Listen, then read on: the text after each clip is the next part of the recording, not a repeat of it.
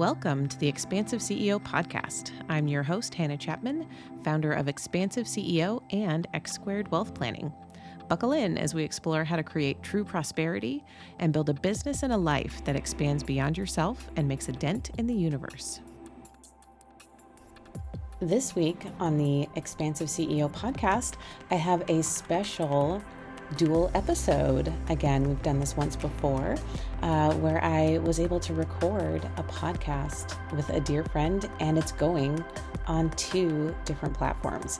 So this week, I was able to talk to Megan Pastrana, CEO of Immigration for Couples and host of the Navigating Love and Money podcast. And we had such a beautiful conversation about love and money stories. And when Megan works with couples, she is an immigration lawyer that works specifically with couples who are navigating the immigration process into the U.S., whether that's any country around the world. They have clients all over, and it's a really tender process. And it's complicated and complex, and it can take a long time, and it can be really stressful on a relationship when you're trying to get, the visas and the immigration paperwork done. And she navigates this process with so much excellence and so much love that it's not like any other immigration attorney that I've ever met. And being a financial advisor, I actually come into contact with a lot of attorneys. It's a referral that I have to make often for all kinds of different things. And Megan truly is just this beautiful, shining light of love in her industry. And so I am just so happy that we had this conversation, and I hope you enjoy listening to, how our love and our money stories combine, and, how we can actually talk to each other and communicate with each other and see and hear and, be witness to each other in our relationships and, really bond and become stronger as a couple rather than let our money stories tear us apart. So enjoy this episode, and as always, I'd love to hear your thoughts. Hi, everyone. Welcome to this week's episode of Navigating Love and Immigration. Today's episode is super special because I have a dear friend, Hannah Chapman, here with me. She's a certified financial planner and an entrepreneurial wealth coach. And in today's episode is really special because we are going to be releasing this episode on our respective podcasts. And so it will also show up on Hannah's podcast, The Expansive CEO. Mm-hmm. And we're going to be talking about love and money stories.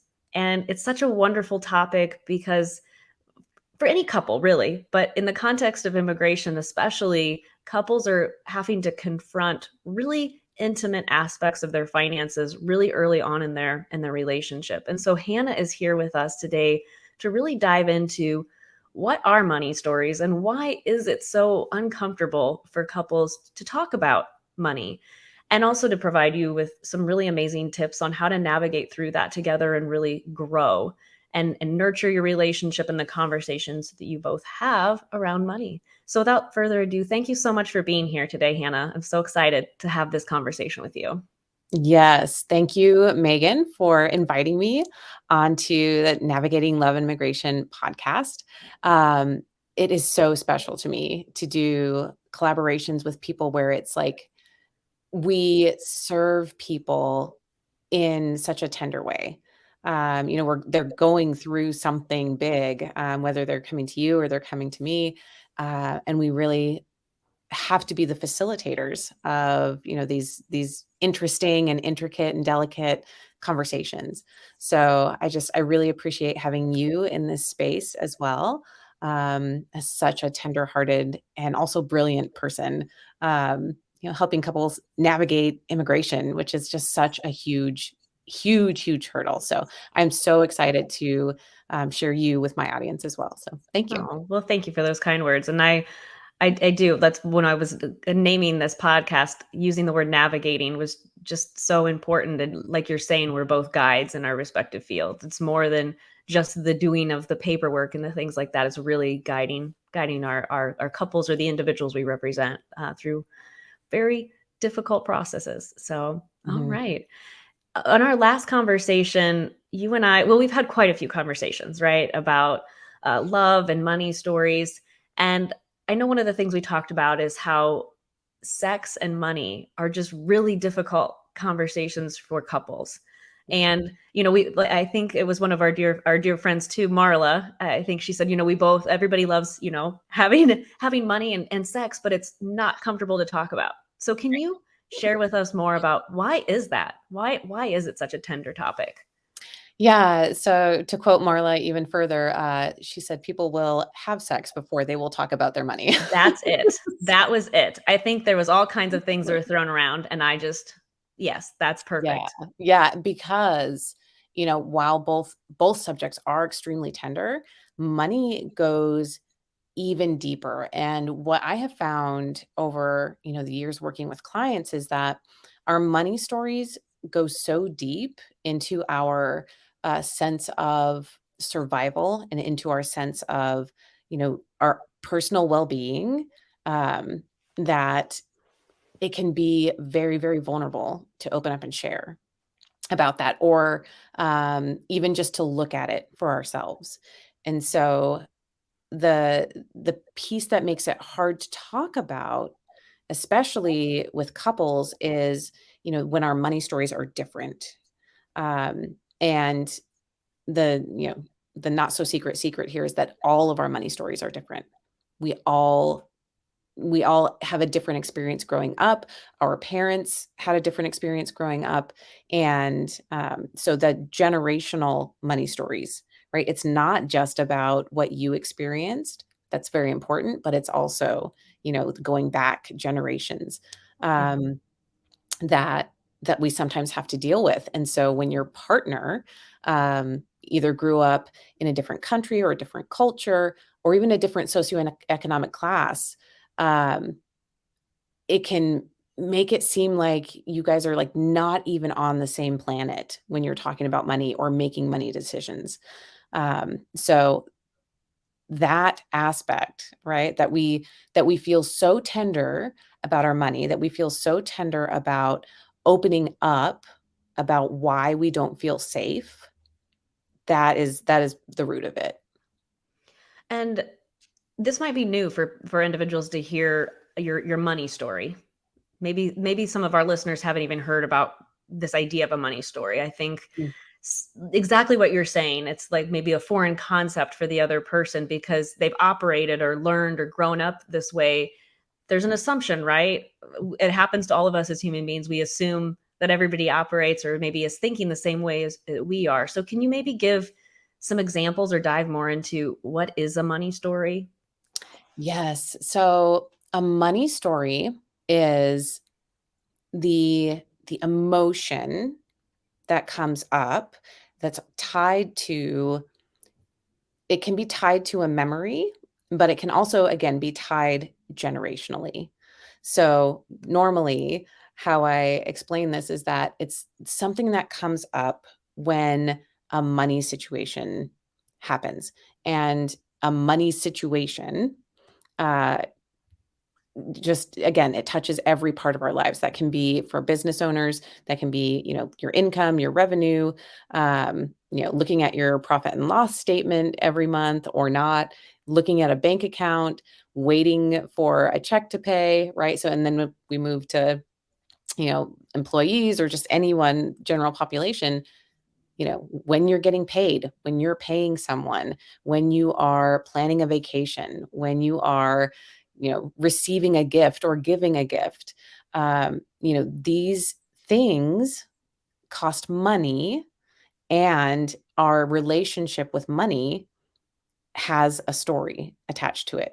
So I want to dive in on the gift giving. So this is an interesting one. I actually It illustrates the point really well, I think. Okay. So I have a beautiful client. She is phenomenal at what she does, and she's doing really, really well in her business.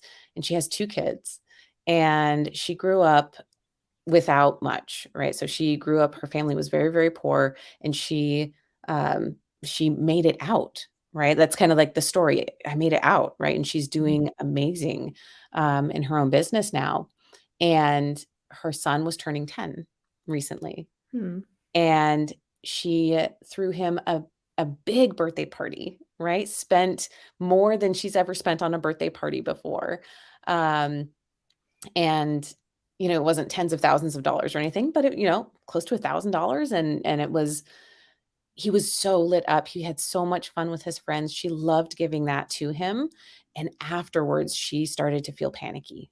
She started to have this experience of like anxiety, like, oh, should I have done that? Oh, I don't know if I should have done that. Oh, like, all of the story coming up of those were the money stories. Should I have done that? I shouldn't have spent that much money. Was that too much? All of those are the money stories that started coming up and circling. And the reason I point this out is because it was taking something that she had done and she felt really good about and she was happy to do it, and it was turning it into a negative, right? It was Mm. going from this positive, beautiful experience into this like sense of anxiety and shame and guilt. And so when we stepped back to when, she started explaining how she was feeling and what was coming up, and I asked her to do a little exercise with me, and we did a money story meditation. We like went through it. I call it a money story meditation. It's kind of like an uh just taking a pause, really taking a pause to get quiet and then kind of go inside and ask, where's the story coming from? And what came up when she kind of settled her system was her 4th birthday when she was so little. She got very little for her birthday, and it was like nothing that she had wanted as a little girl. And then but she was told to be grateful for it. So it was this sense of, no, you can't have what you want, and you better be grateful for what we're able to do. And, when we can look at that as an adult and say, "Oh yeah, kids should be grateful." Okay. Yes, we can conceptualize that. But when we put ourselves in our 4-year-old body and feel the feelings of a little 4-year-old being just devastated, um, there's so much more compassion we can give ourselves. And when she had that memory surface and was able to re-see that, it was that the shame and the guilt were tied to that space, those other voices that were saying, like, "You don't need that much. You don't have to have a big fancy birthday party. You can just be happy with what you have." Um, when for her, that wasn't the case. And so when we kind of brought that back up and talked through it, it also connected to, she's turning 40 this year and she wants to celebrate her own birthday and kind of give herself the experience of, yes, I can have what I want because, and here's the real key. On the money side, on the data side, she can absolutely have the birthday party that she wants. She Mhm. could, fly to Europe and with, her girlfriends and go have a great time. Like she can do those things. Like the money is there, just like the money was there for her son's birthday party. But it was the stories that were coming up, the emotions that were coming up that were starting to tell her, no, you were wrong. This was bad. That were not the truth. And so now going forward, right? Like that's the illustration is that, oh, these things, other people's voices in our heads can stop us from doing the things that actually light us up and bring us joy if we allow them to. Or we can make a different choice to honor what we truly want and help heal those money stories. Mhm. Wow, that's a really great example. That's super powerful. Just especially how you're saying how she went into it so excited, and then how those voices come up later. Yeah. you go from excitement to then having these voices of doubt and fear and questioning. And I can totally see how for couples, if you're having two different stories that can conflict or aren't in alignment, how that can cause conflict or make it a very uncomfortable situation for a couple to go through, making money decisions about buying a home and things of that nature. Yeah. And when you're looking or when you're working with your clients, I think that money meditation, I want to talk about that a little bit more. When an individual really thinks about it and takes time to sit with it and figure out maybe the root of where these money stories are coming from, are you able to kind of elaborate a little bit more about what individuals can do? Because it's not something that's going to just go away overnight, right? It's something that's going to keep happening probably, right? Until it's fully healed. Or tell me more. Yeah. I'm going to say yes and no to that because um, there are times when, yes, you are going to keep revisiting, something for a while until it's healed. But there's something that I have learned over the last couple of years that I have found to be very, very true for myself and for a lot of my clients as well, that what you resist, so what you Mhm. resist seeing, what you resist healing will persist. What you Mm, resist persists. yes. It's gonna keep being there like a thorn in your side or a thorn in your heart if you keep resisting looking at it. Okay. And what we look at disappears. Yeah. So what we resist persists, and what we look at disappears. And in the context of healing, what's so amazing is that sometimes it really is just seeing the story once. Sometimes that truly is actually what happens, is that that story has just never been acknowledged before. You have never actually connected those dots, and it's like once those dots are connected, you can see. It's like all of a sudden fog is lifted. All of a sudden you're like, "Wow, I was making choices based on, my grandmother's voice from when I was 4 years old, and I don't wanna make that choice anymore." So there can be an element of, like, accepting that and moving forward.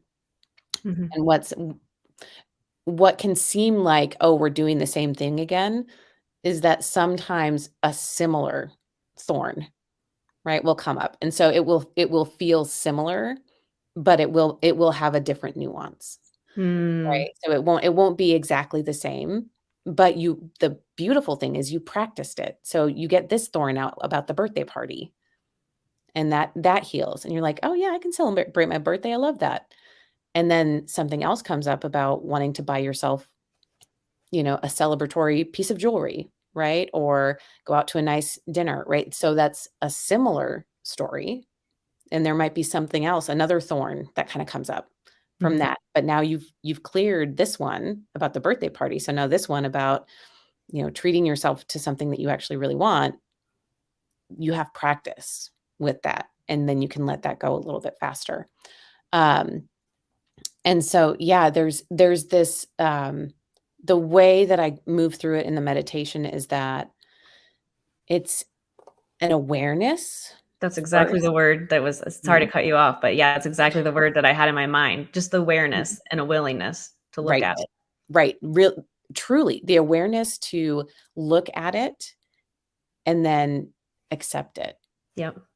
That is all it takes. Sometimes the acceptance part, accepting that is the part that we resist, and so if you resist accepting it, yes, you might have to Mhm. bring that one back up, but even just the awareness is a humongous first step, because the awareness, what that means, here's the other step of that. The awareness, once you have it, you have it. Mhm. You don't undo awareness. If you resist accepting, that awareness will pop up here and pop up here and pop up here and pop up here, and you'll just keep being aware of it until you accept it. It's almost like, when you really want a red Corvette, And you're Mhm. like, oh, I really wish I had a red Corvette. And then you start seeing red Corvettes everywhere. The red Corvettes Ah. were always there. They weren't ever not there. It's just now you're aware of them and you're seeing them. Mhm. And so our money stories are the same. If you can be aware and accept it and integrate it right away, you're done. Yeah. So I'd like to talk more about. So this example was amazing, right? But so now let's kind of go into in a couple Mhm. where there's more than two different money stories. There's lots of different money stories from the past, like you're saying, all these different thorns. So are you able to speak to maybe an example of when you see kind of money stories collide, for lack of better words, or and kind of what can couples do when that happens? Do they come to that awareness, do a money meditation together, or speak a little bit more on that? Yes. So, I mean, as again, we could even still use the birthday party example, right? Sure. Like if someone had a family where they always did Mm, great big birthday parties, right? That's the norm, right? So let's say, yeah, mom and dad's family always did great big birthdays, and mom's family did not, right? They didn't have that kind of money. They would do little family parties. You'd get, maybe one present, and that was great. Over here, they would get 10 presents and have, 10 friends over and do big sleepovers and all this. So, I mean, you can probably already start to see what money stories, right? What money stories are going to come up here. Dad is going to be like, let's do the big birthday party. Let's rent the bounce house. Let's do, go to the trampoline place and buy for everyone. And mom over here is going to be like, that's $300. That's $45. The present is $100. Like, and she's going to be like adding up every single cent and feeling mhm. panic inside. And so what's the fight going to be? Why do we have to do this? He doesn't need that big of a birthday party, right? And then the dad saying, I just want him to have a special day. Mhm. This is what I remember from growing up, and this was so special to me. And those are both money stories, right? And it's so it's so tender to open up because it's the partner. So in this example, it's the mom who is panicked about the money being spent. She's the reserved partner, and she's the one that has, like the trauma is coming up. And so when we look at that scenario, what does she need? She Mhm. needs to be heard. She needs to be heard. She needs to be seen. She needs to understand her story. And it needs to be okay, right? Like that, like tears, right? Tears come up. It doesn't seem like, here's on the dad side, it might seem like it's not that big of a deal, right? And those might be the words. It's not that big of a deal. It's a birthday party. And over here, it is such a big deal. I am panicked about us being able to provide for our family, right? It's so much more than spending $700 on a birthday party. Mhm. And what's true, if we look at the money, if me here, neutral party over here, is saying, all right, well, there's plenty of money in checking. Like, yeah, pay for the birthday party. That's great, right? Now we have a winner and a loser.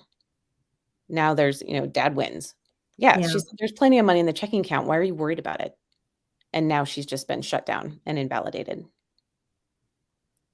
And that just causes, you know, that causes separation. That causes resentment. That causes, oh, I spoke up and I felt bad and I got shut down. So I don't want to speak up again. Mhm. So next time there's a birthday party or something that they need to spend money on, what Mhm, might happen, I'm hearing, is the other person stays silent and maybe stuffs it down, sits in their discomfort and anxiety mhm. and the feelings that are coming up from their money story. And that separation continues to Yeah. grow. Yeah. You've just like, withered what it feels like, that death by a thousand cuts, right? When we see relationships start to crumble, like it's not that one thing happened. It's all of these things happened. right? Mhm. Over time. That's it. That's the start. That was the wound, right? That didn't ever get cleansed. Mhm. And so how would we talk about that differently? We would ask, what's coming up? Let's dive into this. Let's see. Let's look around gently. It doesn't have to be you're not re-traumatizing someone, right? We can do this in a gentle way where again they can feel seen and heard and acknowledged, and they can come back, right? So she could still come back and say, okay, this is so different from how I grew up and it feels really stressful, and voice all of those things that she's feeling, and he can hear it and say, I hear you. I understand. Thank you for sharing that with me. Thank you for, being open and sharing your heart with me so that I can understand better. And then there are two ways that you can go about that. If it really is where one partner is overspending, maybe there's a compromise. If it really is, there is actually no issue and it's okay, maybe then there's a different level of acceptance. But no matter what, both partners need to be seen and heard in the Mhm. process. Um, so yeah, it's really it's an awareness of the other. It's giving, this is another, little snippet from Marla of giving the benefit of the doubt. Mhm. Always giving your partner the benefit of the doubt that, hey, dad over here isn't trying to stress you out by throwing a big birthday party. And mom over here isn't trying to, keep the child from having a great birthday, right? Let's give each other the benefit of the doubt and come together and see what stories are coming up. Yeah. Because when you do it around a small thing, let's say that the birthday party is $700. When we do it around that, that's when, buying the house, buying the car, um, going on a, big vacation, right? The big money conversations start to get easier because you have practiced and you've learned how to turn towards each other and be curious and open to their different money stories. Yeah. Yeah, that's such a great example, and I think, the most powerful thing that I wanna reiterate too is if you're not taking time to be aware of your own money story and accept that, and then also do that for your partner, that divide that can arise, right? And Mhm. so are you able to talk or speak to what you see that might happen with couples if those conversations aren't had? Oh, yes. So, I was just doing a little research on this the other day. So I am not a certified divorce financial analyst. That's a CDFA. But the CDFA group did research on what are the main reasons that people get divorced. And it was about 40, around 44%, some form of irreconcilable differences, over 25% financial, like specifically financial issues, and then another roughly 20% um, that was infidelity. Okay. And so what's funny is the irreconcilable differences aspect is usually very heavily tied to finances. So while we can say that, over 20, 20-ish, 25% is directly attributable to financial issues, those irreconcilable differences, that's the birthday party, right? Hmm. That's where those rifts happen, or can be, a big aspect of that, where when we're not able to communicate about the stories that are coming up, about the feelings that are coming up, that again, that death by a thousand cuts, right? Like every conversation, if we think of it as like a little cut every time, every conversation that where we stuff something down, where we say what we feel, but we're not being heard, we're not being received, and we know it on either side of the equation. Or when you don't say the thing, when you feel the thing and you don't say the thing because you don't think it's going to be received, that is a cut. That is another cut and another cut and another cut that just festers until it's healed. And so, when we think about the importance of communication in general,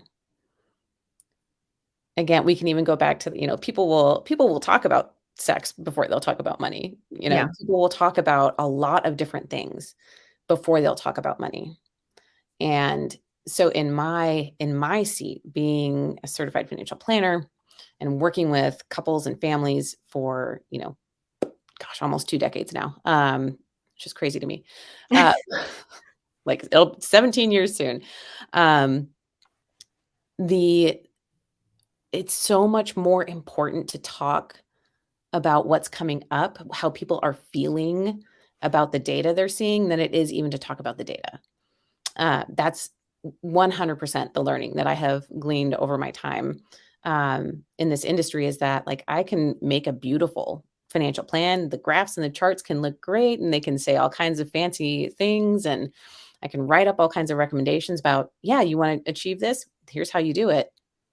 They won't ever implement those recommendations. They won't get to experience that financial transformation if we don't do the work of actually talking and listening. Like what do you feel when you see you could retire at 62 instead of 65? How does that feel to you? And then actually letting the conversation happen because you don't know what someone is thinking. Mm-hmm. And letting here's where I want to take this as well, especially around those conversations of like, what do you want to create in life? This is the other place where irreconcilable differences especially come up that can also be solved. I'm going to say like that's a bold claim, but I'm going to say it that boldly, like they can be solved by talking through our money stories. If we think about what we want to create in the future, when we, for some people that's looking towards retirement, for some people that's giving back in a big way or starting a nonprofit or traveling the world or getting an RV and driving across the country or, like all the different forms of what it looks like to enjoy your life and actually be in joy while you're living. A lot of times there is a dominant partner and I'm not gonna say submissive partner, but a more subdued partner where the partner that is, like, bright and bold, and Yeah. like, "I'm so excited, I'm gonna do all these things, and this is it, and it's all this excitement," and then the more subdued partner is just, like, go like Along for the ride. yeah, Mhm. just going along for the ride, like, afraid to speak up because this partner is so bright and bold, and instead, what I have learned to do is to separate those 2 Mm. and say, "What do you want? And what do you want?" And I don't wanna hear, "Well, he wants to retire at this time or she wants to travel around Europe." I want you to paint a picture, the full picture. What does it look like to you? And then the other partner, what does it look like to you? Let's paint all of your pictures separately so that you can start to get to know each other better. Because a lot of times we have, there's like this cultural um, sense of like, okay, when you're married, you have to just do the things together, Oh, right? I'm so glad you mentioned that because that's exactly all of the things that you're saying, especially in the context of immigration. Immigration for couples has this very old-fashioned way, not 21st century way of looking at relationship evidence. And immigration really sees that couples who have joint finances together, joint bank account statements, everything joint, everything together, exactly what you're saying. that that's preferred. Immigration thinks that like this is their cookie cutter, like everything has to be joint. You have to have everything together for us to believe you have a real relationship. But I hear a lot of couples saying, we want to do things together, but we're also our own individuals, own individual people. We want to continue to be individuals and have this union. And so exactly what you're saying with yeah, having things combined that way. And then I see that as well with like you're saying a dominant party and then like another individual who is like subdued along for the ride. I see that in the context too of the immigration case where somebody kind of takes the lead on the process. And so I could see that that could show up too in the financial aspect. So yeah, tell me more about what does that do when everything like if couples put everything together jointly financially. The thing that comes up most often is one or both partners. This is again, it's not that one person is doing it wrong and one person is doing it right. Sure. It's that one or both partners feels that they have zero autonomy, Yeah. and that breeds resentment. Just plain and simple, it breeds resentment when a partner feels that they can't do anything. They can't have anything that they want, or, do anything that they want that's different from what their partner wants to do or have. And our individuality, that's what brings people together in the first place, right? There was a spark of individuality that you were drawn to with that other person, and that's why you're together. It's not because they're a mirror reflection of you, Yeah. right? Like, we all have mirrors. We can just sit and stare at ourselves, if that's what we want, and then go buy your own stuff, right? Like, just do that if it matters that much to you to have someone who is exactly like you. But it was the individuality in the first place that brought you together. Mm. And so when you literally combine everything to the point of neither of us can make a financial decision on our own, that starts to breed resentment in a relationship. And that's not to say that that can't happen when you have joint finances. Sure. Um, so like in my case, I'm married to my high school sweetheart. We've been together for 21 years almost. Aw. Right, it's been a long time. No, we've been together for 21 years. It'll be 22 years in August. There we go. That's awesome. And so we grew up together, right? And so like our finances have been joint since the beginning, right? And so I speak from experience on both sides, my side and his side. When I say when we can't make financial decisions on our own, it breeds resentment. Yeah. And so when you think about if people come together when they're older, when they're already established in their careers, when they've already had, like their own financial lives have been taking care of themselves, like, that's a tender, like, are we really gonna just like get rid of everything separate and just go fully together? That gets really interesting. There are a lot of conversations that come up around that. And I think the more important aspect, I don't think we're gonna change the immigration system here. Well, Fully. I'm trying. I Right, tell people, exactly. yeah, I tell people, "You do you, and we will help explain why you're doing this to immigration." And we've done that successfully because it's exactly what you're saying.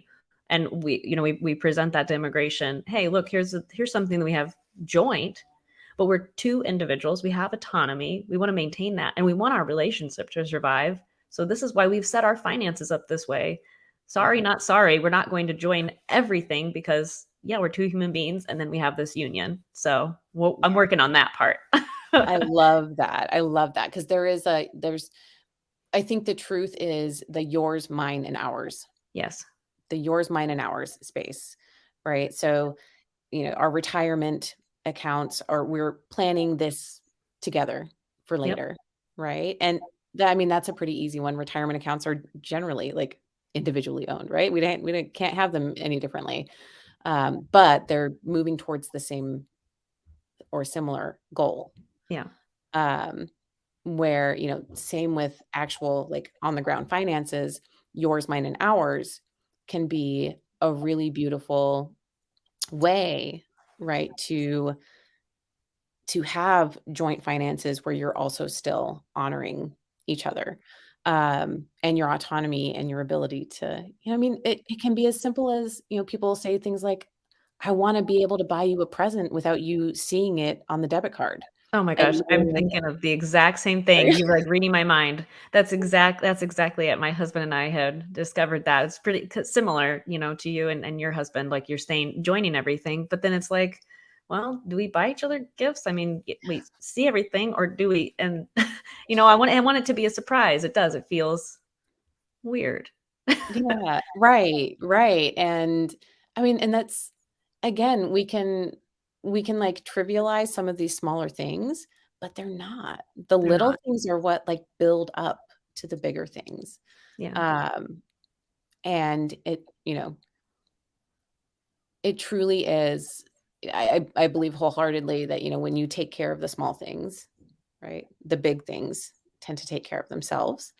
To a degree, like, you still gotta talk about the big stuff too, but Sure. when you practice, that's what it really is. When you practice talking about the little things, it might be a little bit, you might have more stories coming up, you might have more anxiety coming up when the big things come through, but you've had practice. You've had practice talking about the little things. You have had practice navigating through, you know, the birthday party. So now, when you're talking about where do you actually wanna, like, move, how much house do you wanna buy, how much mortgage can you afford, how much, or school tuition are you gonna pay for your children, if any, right? Like, these big conversations, they follow the pattern of the little conversations that you've had. And when Yeah. a partner has felt heard and seen and understood in the smaller conversations, they feel more able to speak up in the bigger conversations. Yeah.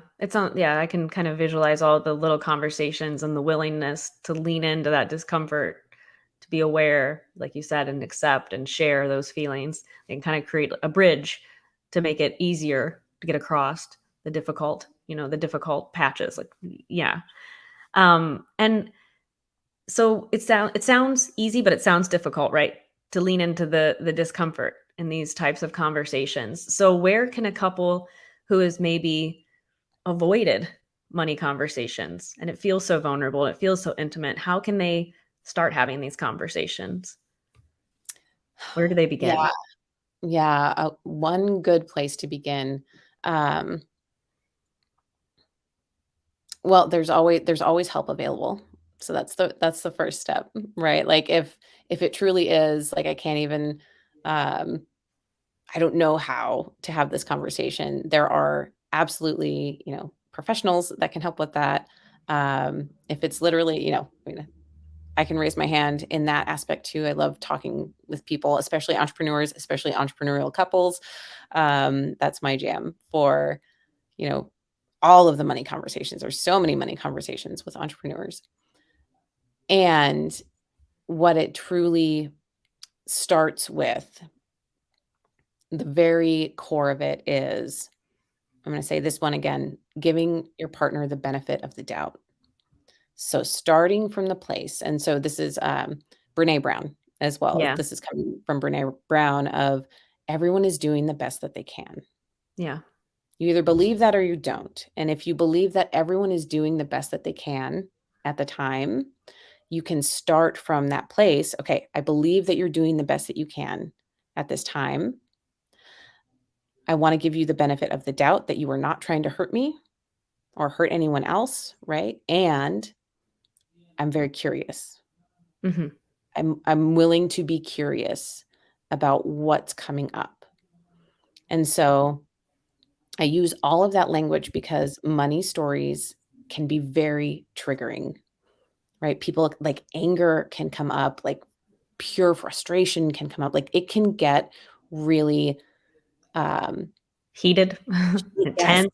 yes, intense, heated, angry, like all of those things can come up around money. And so when, that's the first step, is when those like raw anger, frustration, heat starts rising, is to give yourself a second to process that away from, not spewing on your partner. Turn somewhere else, scream into a pillow, punch a punching bag, whatever it is that helps like dissipate that anger, and then move into, I'm everyone is doing the best that they can. I'm going to give you the benefit of the doubt.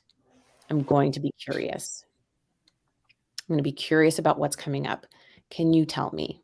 Can you tell me what you're feeling right now? And open the conversation from there.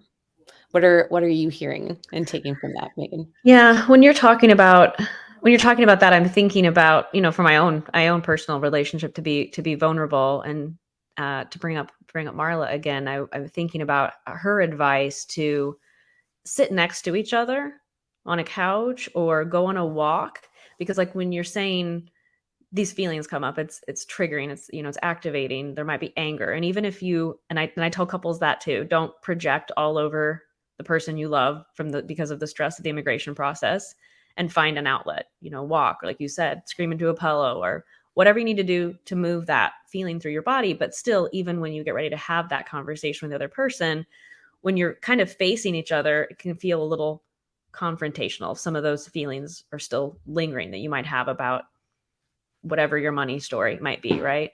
And Mhm. so we have found that, if you're sitting next to each other, like I said, or going on a walk and talking about these things, and just even saying, I feel X, Y, and Z, and I think it's because of X, Y, and Z, and just, sharing that and having that be out there, and having each other be curious, exactly what you're saying. But that, I was just thinking about that, the format, the setting in which you do it is so important, right? Mhm. To be able to have that conversation, and just, and it doesn't have to be at least for me personally, I would say it doesn't have to be um, a super in-depth conversation at first, just a little, just even Right. sharing how it feels.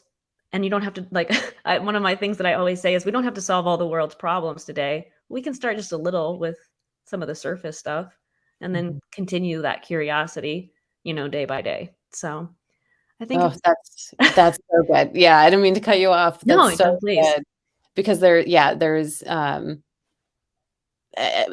have a similar personality, I think, Yes. in that, like That's probably why we like wore the same color today. right? I know, right? Like resolution. I just want resolution. What's the resolution? What's the answer? Let's just Oh, get to the yes. answer, right?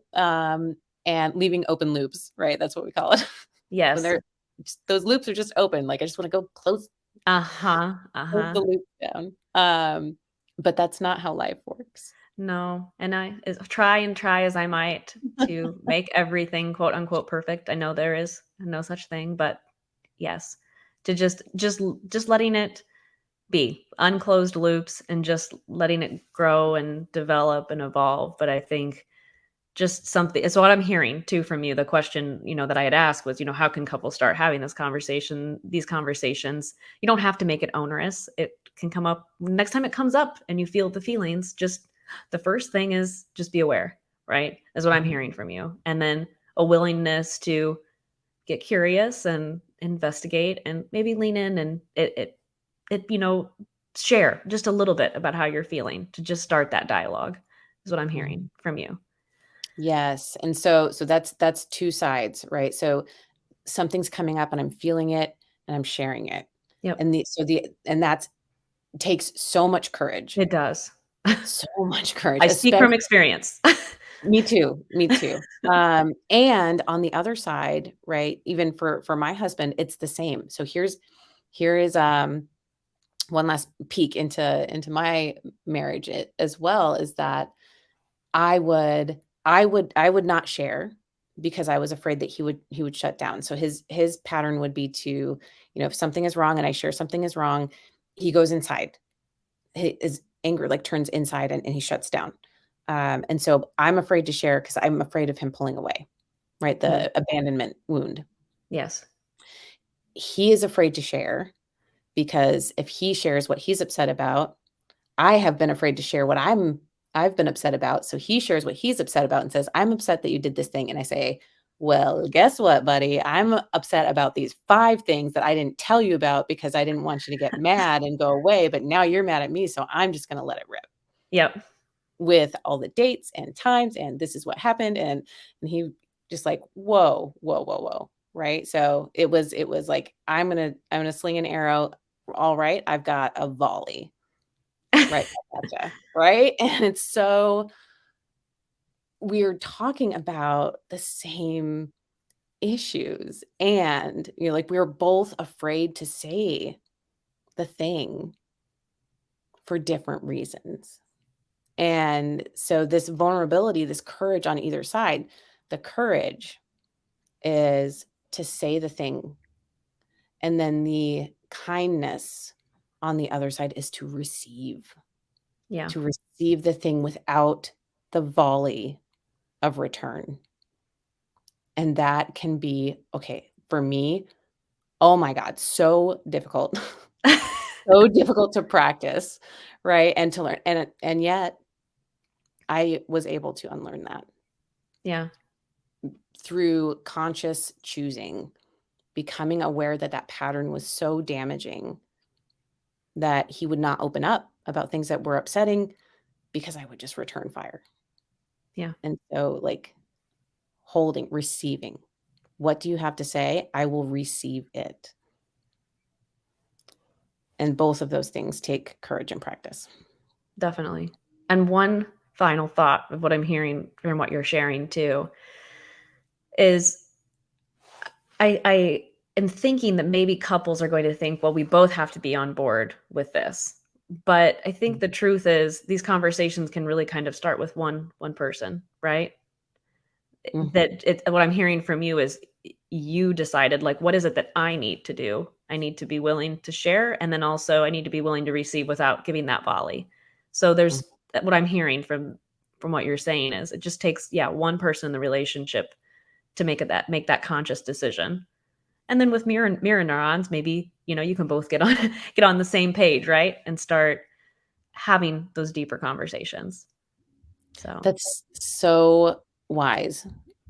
Yes, because that's the truth. And the other half of that truth is that that's all you can do. Yes, yes, exactly. Because I hear from couples a lot, well, we both have to go through this therapy or this, therapy sessions. We both have to do this. We both have to be on board. But really that's all we can control at the end of the day is ourselves and our own emotions and how we show up. So that's super powerful. Yeah. I know that there was this really amazing interview with Michelle and Barack Obama. And I remember she was saying, well, we went to therapy and I sat down and I was like, tell him all the reasons he's wrong. And that it was actually focused on what, she needed to do and what she needed to work on. And so I always think about that that's really all we can do. Right. So, Yeah. well, I could talk to you forever. And this was extremely amazing advice that you've provided. I know this will be very helpful for all of the couples who are listening, or even individuals, right, for that matter, to start to look at our own money stories. And tell all of our audience, how can people get in contact with you, learn more about your work in the world, and do you have any special events or anything coming up that listeners should be aware of? Yes. Yes. Thank you for asking because I adore working with couples. And so we talked about this a little bit. There's just so much. And just by nature of the work that I do as a financial planner and a wealth advisor, a lot of my clients do come as a couple. And that can be any sort of couple, right? There's some even partnerships where people are not married but they are partnered and they choose to be partnered, right? So like that configuration can look any way. And the communication piece and the honoring each other's dreams and goals is still the same. So I work with individuals and couples in X squared wealth planning. So I am a certified financial planner, accredited portfolio management advisor, and chartered retirement planning counselor. That's all the alphabet soup behind my name. And I've been in the financial planning industry since 2007. So this is really like my life's work of helping people be at peace with their finances. Through in X squared, that's through comprehensive financial planning and investment management. In my second company, Expansive CEO, which is, where the podcast gets its name as well, In Expansive CEO, it's a broader scope of money mindset, especially for entrepreneurs, but I am also branching into couples and having Awesome. specific programs for couples around communication. Because when we learn how to talk about our money stories, again, that flows through to everything else. When we learn how to make peaceful financial decisions, that flows through to everything else as well. So with X squared wealth planning, super easy. It's and it's on the screen here. It's X2, the numeral 2, wealth.com. That's x2wealth.com. And you can connect with me there and see, my work in the world as a fiduciary financial advisor. And an expansive CEO, that's expansiveceo.com. That is the money mindset coaching in a lot of different ways. So I have a lot of different offerings there. You can catch me on my podcast, where I love having conversations like this. There are a whole bunch of them. And coming up soon, I'll be speaking about money stories and going through the money story meditation in the summit called Wealthy Women Rising.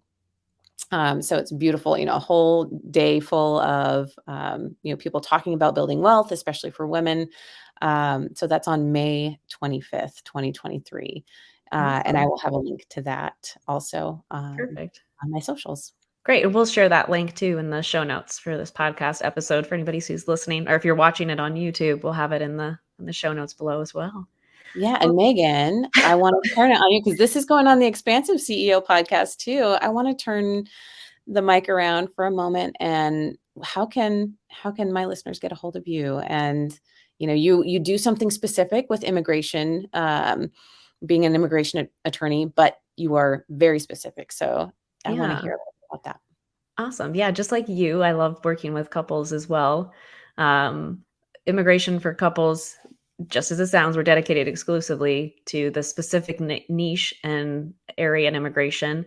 And we help couples, it's federal law. So we actually help couples all across the nation and the world. I mean, we have clients in Europe, Italy, France, Dubai, Australia. So we have couples everywhere that we help navigate the U.S. immigration process. It's quite a labyrinth, but with the goal in mind of the immigrant beneficiary being able to have lawful status so the couple can start their next chapter of life together in the United States.